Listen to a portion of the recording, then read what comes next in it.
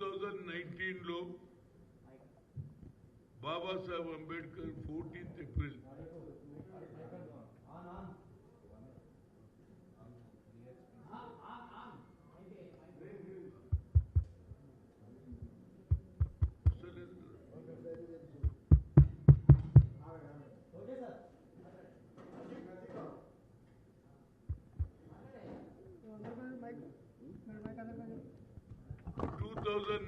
లో బీఆర్ఎస్ ప్రభుత్వంలో 14 వస్తలేదు సార్. మరి ఏం చేయాలి, నేనేం చేయాలి? ఇది వచ్చినట్టు ఉన్నదిగా లైట్ వస్తుంది.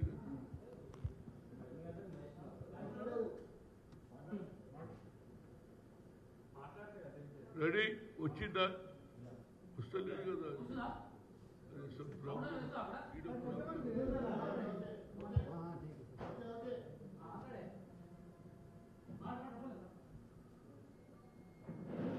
బీఆర్ఎస్ ప్రభుత్వంలో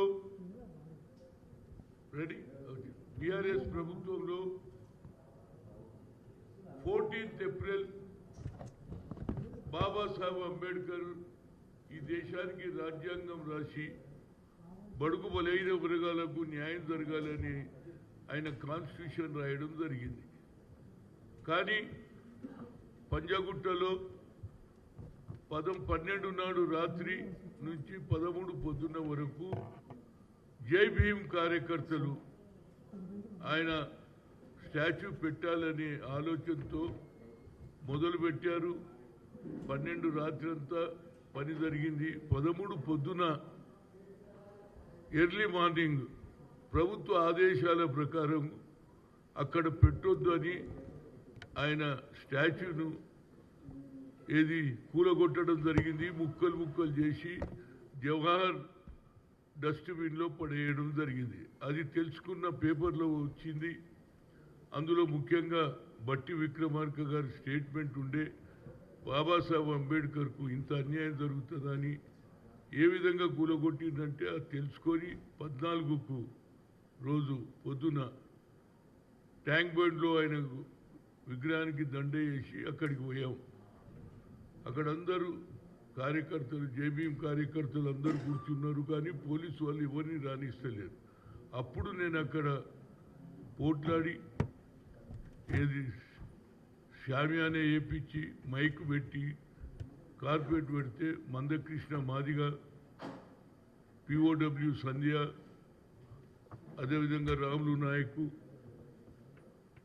మన అందరం కూడా ముఖ్యంగా అందరు నాయకులు అటెండ్ అయ్యారు.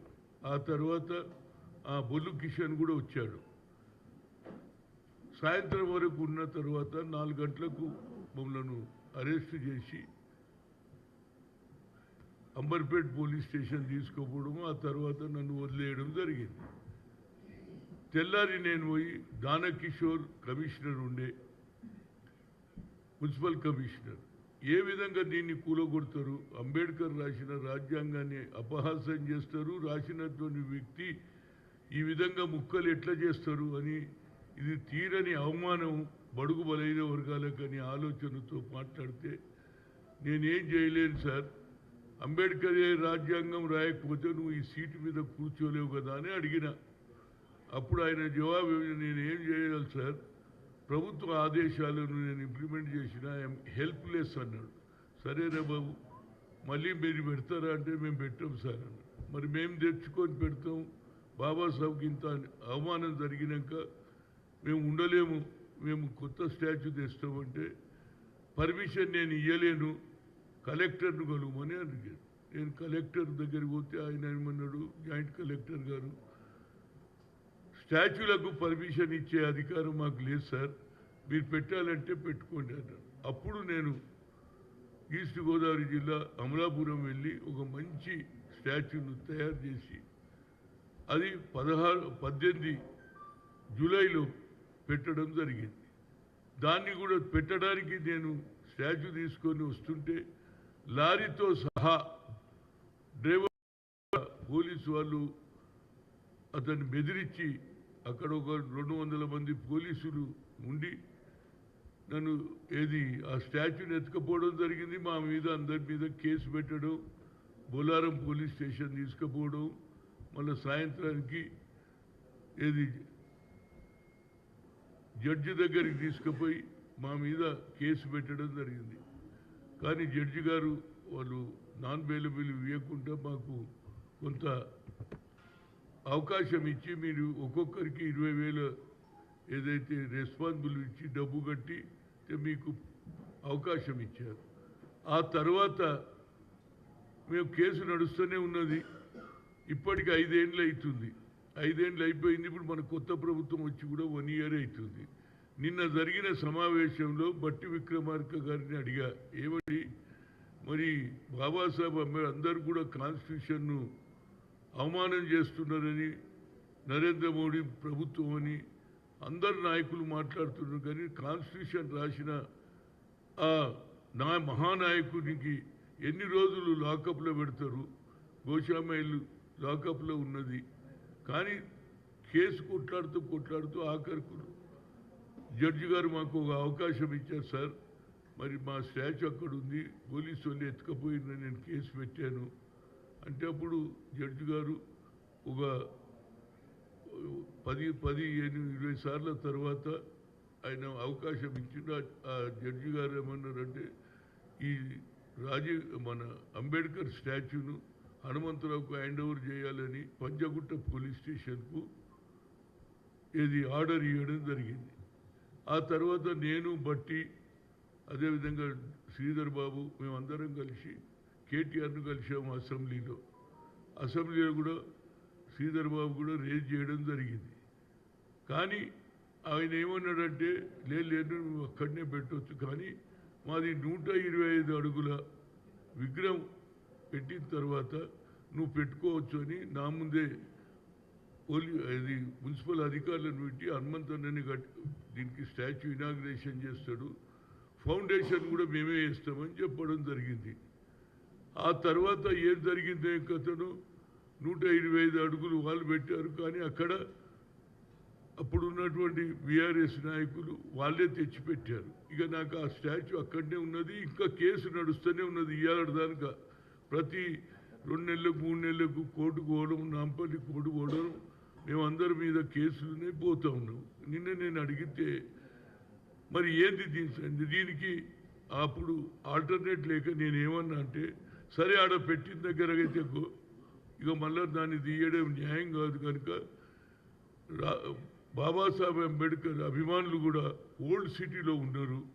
ముఖ్యంగా ఎంఐఎం వాళ్ళు కూడా జై భీమ్ అంటారు, పార్లమెంట్లో జై భీమ్ అంటారు, బయట కూడా జై భీమ్ అంటారు.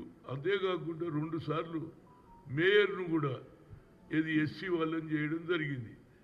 ఆయనకు కూడా నేను 2 సార్లు 3 సార్లు లెటర్లు రాశాను. అయ్యా మదీనా దగ్గర పెట్టాలి, ఒక పక్క హైకోర్టు ఇంకో పక్క చార్మినార్, ఈ రెండింటి కూడా వచ్చే జనం ఇతర రాష్ట్రాల నుంచి ఇతర జిల్లాల నుంచి వచ్చే జనం కూడా అంబేద్కర్ను చూస్తారు. అందుకు అన్నిటికంటే ముఖ్యం పక్కకే హైకోర్టు ఉన్నది కాబట్టి పోతప్పుడు రాజ్యాంగం రాసిన అధినేతను చూసిపోతే ప్రజలకు న్యాయం జరుగుతుందని ఆలోచన చేశాను.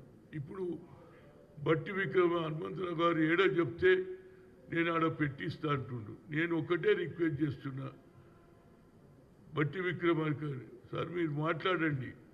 ఎందుకంటే వాళ్ళు వ్యతిరేకంగా ఎవరు ఎంఐఎం పార్టీ వాళ్ళు అంబేద్కర్ ఆలోచనను జై భీమ్ అంటారు, అంబేద్కర్ ఆలోచనను వాళ్ళు కూడా ఇంప్లిమెంట్ చేస్తున్నారు. కాబట్టి అక్కడనే పెడితే బాగుంటుందనేది నా ఉద్దేశం.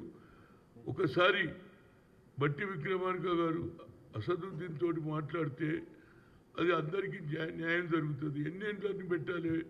నేను ప్రతి సంవత్సరం ఆయన బర్త్డే ఆయన డెత్ యానివర్సరీకి పోతున్నా, దండ వేసి వస్తున్నా. ఇంకా కూడా లాకప్లోనే ఒక అంబేద్కర్ ఏమో 125 అడుగులున్న అంబేద్కర్ ఏమో నెక్లెస్ రోడ్లో పెట్టడం జరిగింది. ఇంకో అంబేద్కర్ పడుకొనే ఉన్నాడు కనుక దాని మీద న్యాయం చేయమన్నాడు. తప్పనిసరిగా ఆయన మాట్లాడాలి. ఓల్డ్ సిటీలో కూడా అంబేద్కర్ అభిమానులు ఉన్నారు కాబట్టి అక్కడనే పెట్టాలనేది నా ఉద్దేశం. దీనికి తప్పనిసరిగా రాష్ట్ర ఉప ముఖ్యమంత్రి ముఖ్యమంత్రి గారు తప్పనిసరిగా చొరవ తీసుకొని వచ్చేది 14th ఏప్రిల్ అంటే ఇంకొక 3 నెలల్లో ఆయన బర్త్డే వస్తుంది లోపలి ఈ లోపలనే జరగాలనేదే నా ముఖ్య ఉద్దేశం. తప్పనిసరిగా పెడితే అది న్యాయం జరుగుతుంది. అందరూ కాన్స్టిట్యూషన్ గురించి మాట్లాడుతున్నారు. కాన్స్టిట్యూషన్ నరేంద్ర మోడీని దీన్ని అపహాసం చేస్తున్నారని అందరు నాయకులు మాట్లాడుతున్నారు. కానీ అంబేద్కర్ జరిగిన అన్యాయాన్ని ఇంతవరకు న్యాయం జరగలేదు. ఇప్పుడన్నా న్యాయం చేయాలని బట్టి విక్రమార్క ఉప ముఖ్యమంత్రిని కోరుతున్నా. ఇది జరిగితే తప్పనిసరిగా బడుగు బలైన వర్గాల వారు కూడా ఏది ఓల్డ్ సిటీలో చాలామంది ఉన్నారు కాబట్టి అక్కడ మైనార్టీలు కూడా అంబేద్కర్ను అభిమానిస్తారు కాబట్టి ఆడ పెట్టాలనేది నా ముఖ్య ఉద్దేశం. ఏదైనా తొందరగా నిర్ణయం తీసుకుంటే వచ్చే 14th ఏప్రిల్ రోజు అక్కడనే స్టాచ్యూని ఇనాగ్రేషన్ చేస్తే బాగుంటుంది అనేది నా ఉద్దేశం. ప్రభుత్వం తప్పనిసరిగా చొరవ తీసుకోవాలి. ఎందుకంటే ఇప్పటికే బీఆర్ఎస్ ప్రభుత్వం చాలా అన్యాయం చేసింది. దాన్ని న్యాయం చేయమని మన ప్రభుత్వం వచ్చింది. మనం కూడా అంబేద్కర్ ఆలోచన పండిట్ జవహర్లాల్ నెహ్రూ నుంచి మొదలు పెడితే ఇప్పటి వరకు జరుగుతుంది. అదే కాన్స్టిట్యూషన్ కొనసాగుతుంది. కాబట్టి కాన్స్టిట్యూషన్ రాసినటువంటి వ్యక్తికి అవమానం సహించలేను. కాబట్టి ఒక కాంగ్రెస్ అభిమానిగా బడుగు బలైన వర్గాల నాయకుడుగా ఓబీసీ ఎంపీస్ కన్వీనర్గా నేను రిక్వెస్ట్ చేస్తున్నా. అది ఎంత తొందరగా అయితే అంత బాగుంటుంది. వచ్చే 14th ఏప్రిల్ ట్యాంక్ బండ్ దగ్గర ఏ విధంగా జరుగుతుందో అదేవిధంగా ఓల్డ్ సిటీలో కూడా జనం ఉన్నారు. వారికి సరి అయిన ఏది న్యాయం జరుగుతుంది అనేది నా ఉద్దేశం. Thank you.